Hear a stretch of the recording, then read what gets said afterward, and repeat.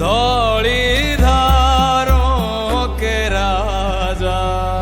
शंकर संकट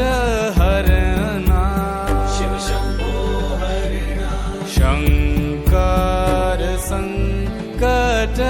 हरना शिव कैलाशों के वासी धौली धारों के राजा शंकर संकट हरना शंकर शिव शंभो शंकर संकट हरना तेरे कैलाशों का अंत न पाया तेरे कैलाशों का अंत न पाया अंत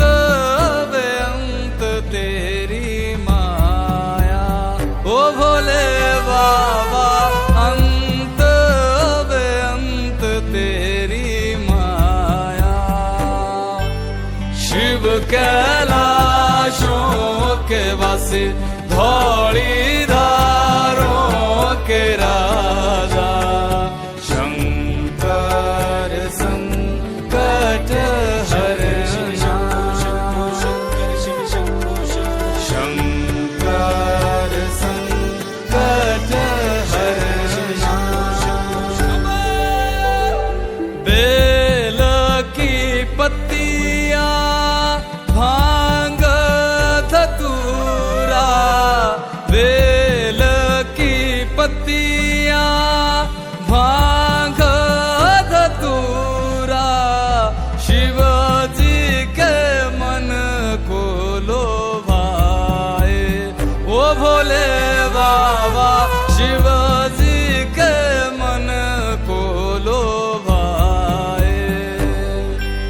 शिव कैलाशों के वासी धौली धारों के राजा शंकर संकट हरना शंकर शिव शंभो शंकर संकट हरना शंकर शिव शंभो एक था डेरा तेरा चंदेरे चगाना एक था डेरा तेरा चंदेरे चगाना